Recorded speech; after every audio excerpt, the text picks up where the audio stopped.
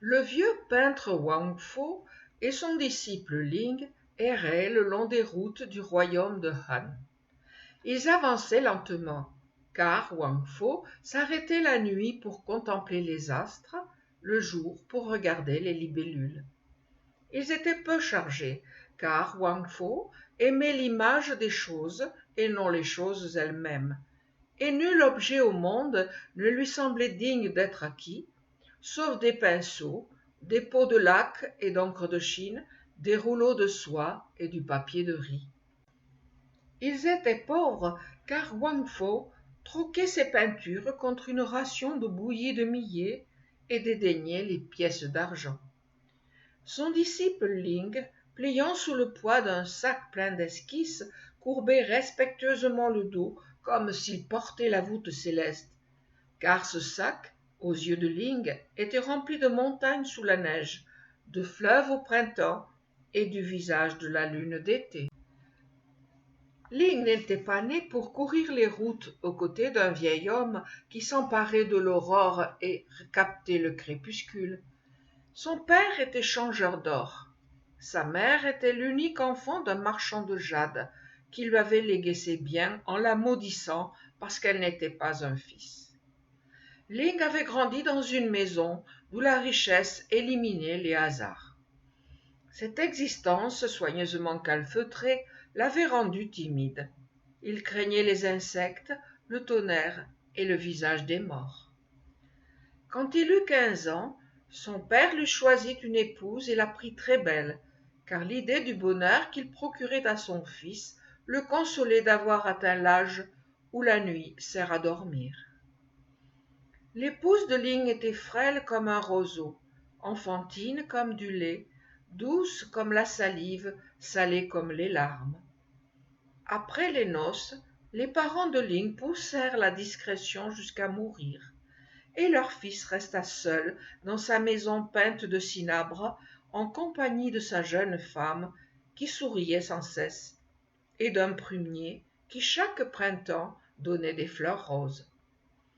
Ling aima cette femme au cœur limpide, comme on aime un miroir qui ne se ternirait pas, un talisman qui protégerait toujours. Il fréquentait des maisons de thé pour obéir à la mode et favorisait modérément les acrobates et les danseuses. Une nuit, dans une taverne, il eut Wang Fo pour compagnon de table. Le vieil homme avait bu pour se mettre en état de mieux peindre un ivrogne. Sa tête penchait de côté, comme s'il s'efforçait de mesurer la distance qui séparait sa main de sa tasse. L'alcool de riz déliait la langue de cet artisan taciturne, et Wang, ce soir-là, parlait comme si le silence était un mur et les mots des couleurs destinés à le couvrir. Grâce à lui, Ling connut la beauté des faces des buveurs, estompées par la fumée des boissons chaudes, la splendeur brune des viandes inégalement léchées par les coups de langue de feu, et l'exquise roseur des taches de vin parsemant les nappes comme des pétales fanés. Un coup de vent creva la fenêtre. L'averse entra dans la chambre. Wang Fo se pencha pour faire admirer à Ling la zébrure livide de l'éclair, et Ling, émerveillé, cessa d'avoir peur de l'orage. Ling paya l'écho du vieux peintre.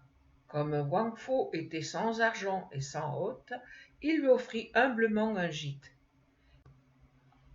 Ils firent route ensemble. Ling tenait une lanterne. Sa lueur projetait dans les flaques des feux inattendus. Ce soir-là, Ling apprit avec surprise que les murs de sa maison n'étaient pas rouges, comme il l'avait cru, mais qu'ils avaient la couleur d'une orange prête à pourrir. Dans la cour, Wang Fo remarqua la forme délicate d'un arbuste auquel personne n'avait prêté attention jusque-là, et le compara à une jeune femme qui laisse sécher ses cheveux. Dans le couloir, il suivit avec ravissement la marche hésitante d'une fourmi le long des crevasses de la muraille, et l'horreur de Ling pour ces bestioles s'évanouit. Alors, comprenant que Wang Fo venait de lui faire cadeau d'une âme et d'une perception neuve, Ling coucha respectueusement le vieillard dans la chambre où ses père et mère étaient morts. Depuis des années, Wang Fo rêvait de faire le portrait d'une princesse d'autrefois jouant du luth sous un saule. Aucune femme n'était assez irréelle pour lui servir de modèle, mais Ling pouvait le faire puisqu'il n'était pas une femme. Puis Wang Fo parla de peindre un jeune prince tirant de l'arc au pied d'un grand cèdre. Aucun jeune homme du temps présent n'était assez irréel pour lui servir de modèle, mais Ling fit poser sa propre femme sous le prunier du jardin. Ensuite, Wang Fo la peignit en costume de fée parmi les nuages du couchant, et la jeune femme pleura, car c'était un présage de mort. Depuis que Ling lui préférait les portraits que Wang Fo faisait d'elle, son visage se flétrissait, comme la fleur en butte au vent chaud et aux pluies d'été. Un matin, on la trouva pendue aux branches du prunier rose. Les bouts de l'écharpe qui l'étranglait flottaient, mêlés à sa chevelure. Elle paraissait plus mince encore que d'habitude, et pure comme les belles célébrées par les poètes des temps révolus. Wang Fo la peignit une dernière fois, car il aimait cette teinte verte dont se recouvre la figure des morts. Son disciple Ling broyait les couleurs, et cette besogne exigeait tant d'application qu'il oubliait de verser des larmes. Ling vendit successivement ses esclaves, ses jades et les poissons de sa fontaine pour procurer au maître des pots d'encre pourpre qui venaient d'Occident. Quand la maison fut vide, ils la quittèrent, et Ling ferma derrière lui la porte de son passé. Wang Fo était las d'une ville où les visages n'avaient plus à lui apprendre aucun secret de laideur ou de beauté, et le maître et le disciple vagabondèrent ensemble sur les routes du royaume de Han. Leur réputation les précédait dans les villages, au seuil des châteaux forts et sous le porche des temples où les pèlerins inquiets se réfugient au crépuscule. On disait que Wang Fo avait le pouvoir de donner la vie à ses peintures par une dernière touche de couleur qu'il ajoutait à leurs yeux. Les fermiers venaient le supplier de leur peindre un chien de garde, et les seigneurs voulaient de lui des images de soldats. Les prêtres honoraient Wang Fo comme un sage. Le peuple le craignait comme un sorcier. Wang se réjouissait de ces différences d'opinion qui lui permettaient d'étudier autour de lui des expressions de gratitude, de peur ou de vénération. Ling mendiait la nourriture, veillait sur le sommeil du maître et profitait de ses extases pour lui masser les pieds. Au point du jour, quand le vieux dormait encore, il partait à la chasse de paysages timides dissimulés derrière des bouquets de roseaux. Le soir, quand le maître découragé jetait ses pinceaux sur le sol, il les ramassait. Lorsque Wang était triste et parlait de son grand âge, Ling lui montrait en souriant le tronc solide d'un vieux chêne. Lorsque Wang était gai et débitait des plaisanteries, Ling faisait humblement semblant de l'écouter. Un jour, au soleil couchant, ils atteignirent les faubourgs de la ville impériale, et Ling chercha pour Wang Fo une auberge où passer la nuit. Le vieux s'enveloppa dans des loques, et Ling se coucha contre lui pour le réchauffer, car le printemps venait à peine de naître et le sol de terre battue était encore gelé. À l'aube, des pas lourds retentirent dans les corridors de l'auberge. On entendit les chuchotements effrayés de l'hôte et des commandements criés en langue barbare. Ling frémit, se souvenant qu'il avait volé la veille un gâteau de riz pour le repas du maître. Ne doutant pas qu'on ne vînt l'arrêter, il se demanda qui aiderait demain Wang Fo à passer le gué du prochain fleuve. Les soldats entrèrent avec des lanternes. La flamme, filtrant à travers le papier bariolé, jetait des lueurs rouges ou bleues sur leurs casques de cuir. La corde d'un arc vibrait sur leur épaule. et les plus féroces poussaient tout à coup des rugissements sans raison. Ils posèrent lourdement la main sur la nuque de Wang Fu, qui ne put s'empêcher de remarquer que leurs manches n'étaient pas assorties à la couleur de leur manteau. Soutenu par son disciple, Wang Fu suivit les soldats en trébuchant le long des routes inégales. Les passants attroupés se gaussaient de ces deux criminels qu'on menait sans doute décapités. À toutes les questions de Wang, les soldats répondaient par une grimace sauvage. Ses mains ligotées souffraient, et Ling, désespéré, regardait son maître en souriant, ce qui était pour lui une façon plus tendre de pleurer. Ils arrivèrent sur le seuil du palais impérial, dont les murs violets se dressaient en plein jour comme un pan de crépuscule. Les soldats firent franchir à Wang Fu d'innombrables salles, carrées ou circulaires, dont la forme symbolisait les saisons, les points cardinaux, le mâle et la femelle, la longévité, les prérogatives du pouvoir. Les portes tournaient sur elles-mêmes en émettant une note de musique, et leur agencement était tel qu'on parcourait toute la gamme en traversant le palais de l'est au couchant.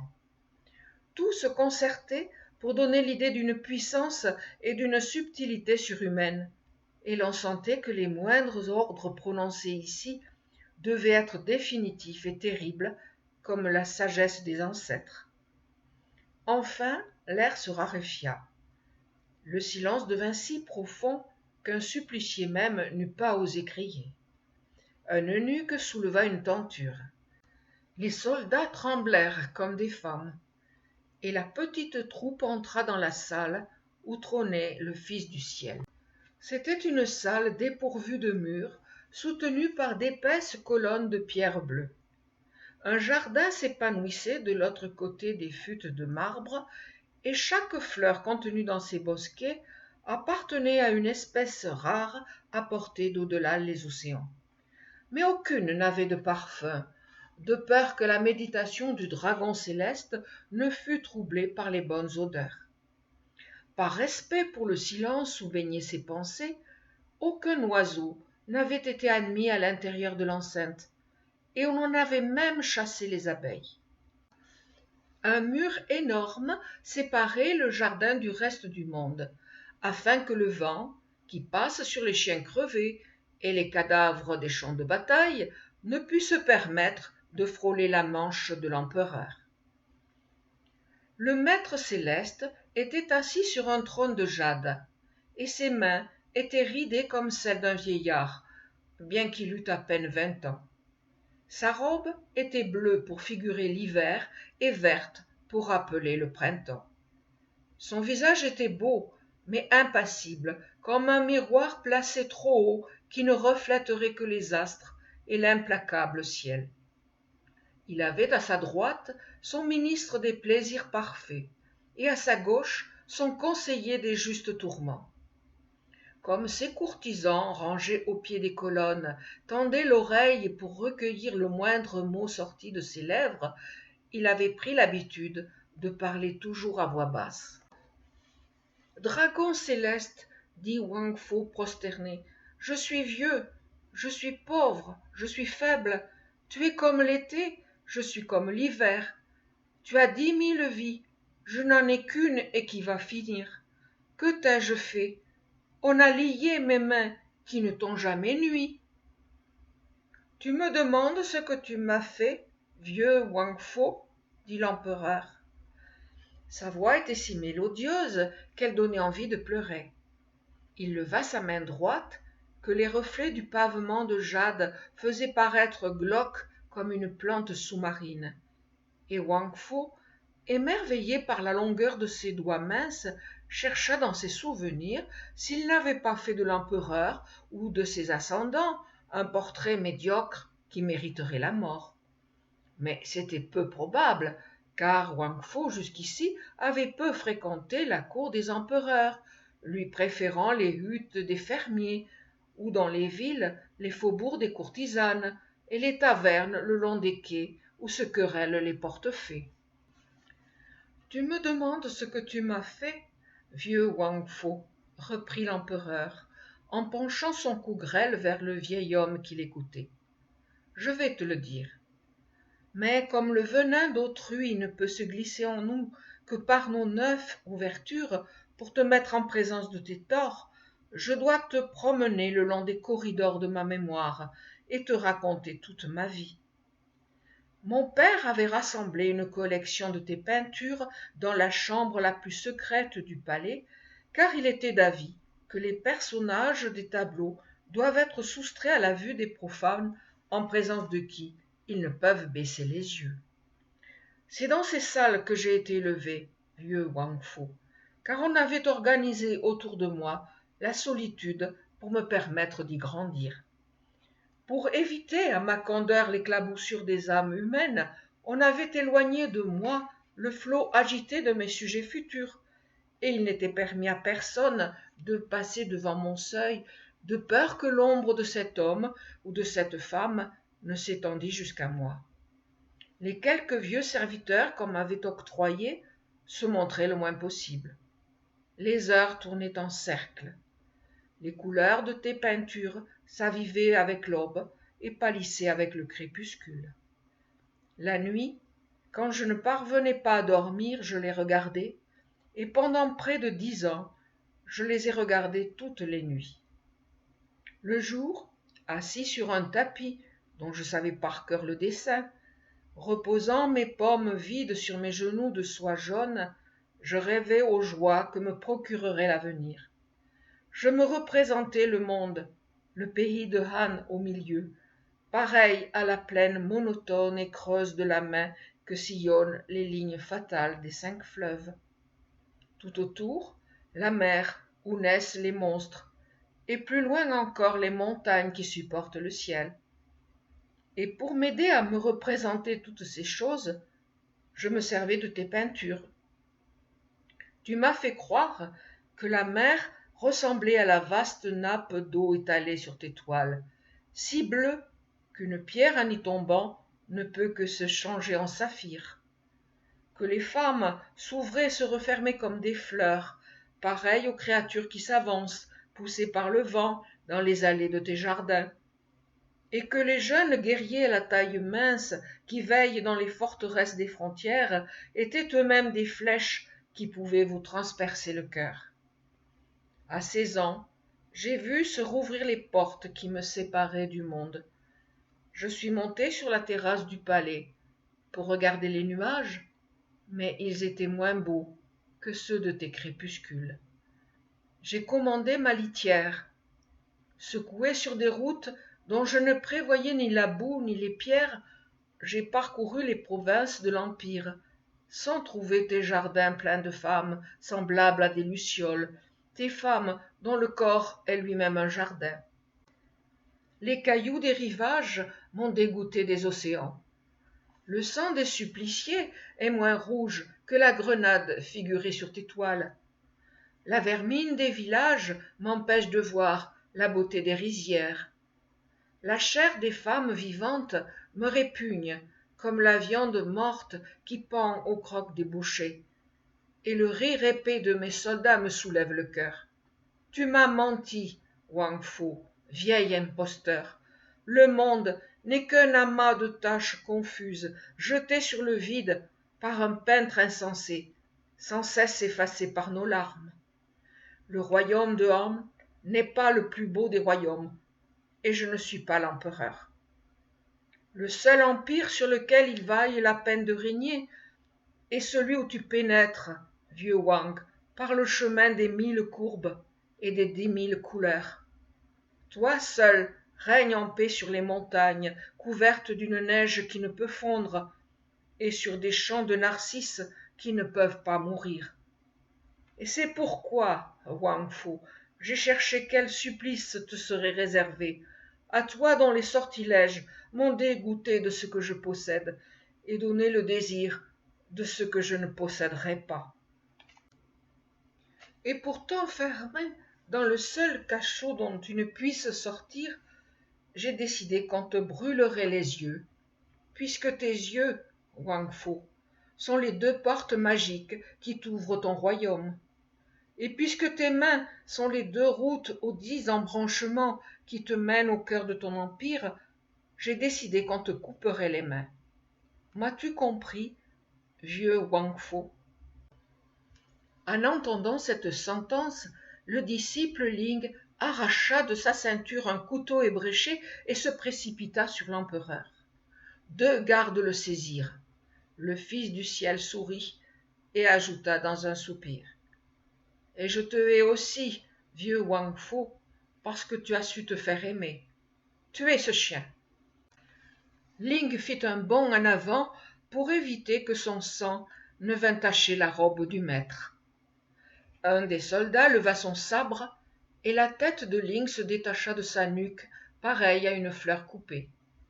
Les serviteurs emportèrent ses restes, et Wang Fo, désespéré, admira la belle tache écarlate que le sang de son disciple faisait sur le pavement de pierre verte.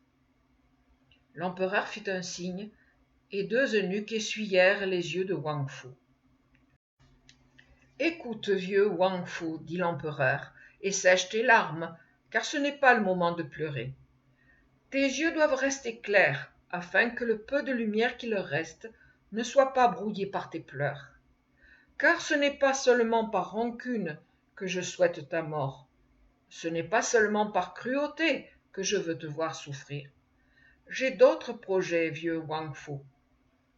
Je possède dans ma collection de tes œuvres une peinture admirable, où les montagnes, l'estuaire des fleuves et la mer se reflètent, infiniment rapetissées sans doute, mais avec une évidence qui surpasse celle des objets eux-mêmes, comme les figures qui se mirent sur les parois d'une sphère. Mais cette peinture est inachevée, Wang Fo, et ton chef-d'œuvre est à l'état d'ébauche. Sans doute, au moment où tu peignais, assis dans une vallée solitaire, tu remarquas un oiseau qui passait, ou un enfant qui poursuivait cet oiseau. Et le bec de l'oiseau ou les joues de l'enfant t'ont fait oublier les paupières bleues des flots. Tu n'as pas terminé les franges du manteau de la mer, ni les cheveux d'algues des rochers. Wang Fo, je veux que tu consacres les heures de lumière qui te restent à finir cette peinture, qui contiendra ainsi les derniers secrets accumulés au cours de ta longue vie. Nul doute que tes mains, si près de tomber, ne trembleront sur l'étoffe de soie, et l'infini pénétrera dans ton œuvre par ses hachures du malheur. Et nul doute que tes yeux, si près d'être anéantis, ne découvriront des rapports à la limite des sens humains. Tel est mon projet, vieux Wang Fo, et je puis te forcer à l'accomplir. Si tu refuses, avant de t'aveugler, je ferai brûler toutes tes œuvres, et tu seras alors pareil à un père dont on a massacré les fils et détruit les espérances de postérité. Mais crois plutôt, si tu veux, que ce dernier commandement n'est qu'un effet de ma bonté, car je sais que la toile est la seule maîtresse que tu aies jamais caressée.